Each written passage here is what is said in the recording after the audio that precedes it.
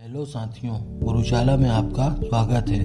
मैं अजहरुज़्ज़मा district Raisen MP से हूँ। आज इस वीडियो प्राणियों में पोषण भाग 1 में हम पोषण की आवश्यकता के बारे में जानेंगे। मनुष्य सहित सभी जीव जंतुओं को जीवित रहने के लिए भोजन की आवश्यकता होती है। भोजन से प्राप्त आवश्यक पोषक पदार्थों को प्राप्त करना पोषण कहलाता है। सभी जीव जंतुओं को वृद्धि करने, शरीर को स्वस्थ रखने, शरीर को गतिशील बनाए रखने तथा अन्य कार्य जो उन्हें जीवित रखने में मदद करते हैं के लिए पोषण की आवश्यकता होती है। पौधे अपना भोजन प्रकाश संश्लेषण की प्रक्रिया द्वारा स्वयं तैयार करते हैं, जबकि अन्य जीव जंतु पौधे द्वारा संश्लेषित भोजन को ग्रहण कर पोषण प्राप्त करते हैं। जंतुओं द्वारा भोजन प्राप्त करना, उसका पाचन तथा उससे ऊर्जा प्राप्त करने की प्रक्रिया पोषण कहलाती है।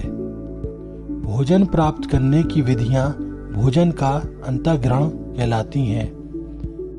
खाद्य अंतःग्रहण की विधियां।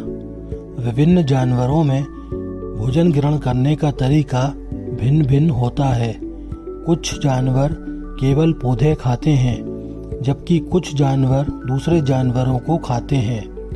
पक्षी दाना चुगते हैं तथा फल खाते हैं, जबकि छोटे जीव जैसे अमीबा, पैरामीशियम इत्यादि अपना भोजन सीडोपीडिया की मदद से निगल जाते हैं। मधुमक्खी, तितली इत्यादि अपना भोजन फूलों के परागकणों को चूसकर प्राप्त करते हैं। जोंक तथा मच्छर आदि मनुष्य या अन्य जानवरों का रक्त चूसकर पोषण प्राप्त करते हैं। मानव तथा कुछ अन्य जंतु जो कि स्तनपायी होते हैं, शिशु अवस्था में दूध पीते हैं, जबकि अजगर जैसे सर्प अपने शिकार को समूचा ही निगल जाते हैं।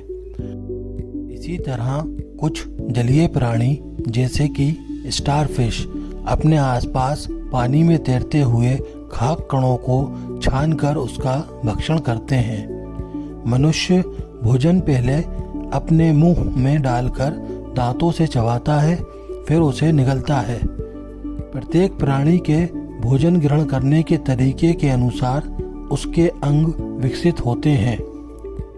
साथियों, अब अंत में मेरे आपसे कुछ सवाल है। सवाल नंबर 1, पौधे अपना भोजन कैसे प्राप्त करते हैं?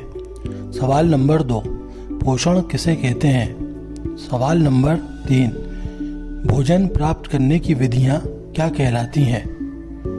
साथियों, आज के लिए इतना ही। हमारे अगले वीडियो प्राणियों में पोषण भाग 2 में हम मानव में पाचन के बारे में जानेंगे। तब तक के लिए धन्यवाद।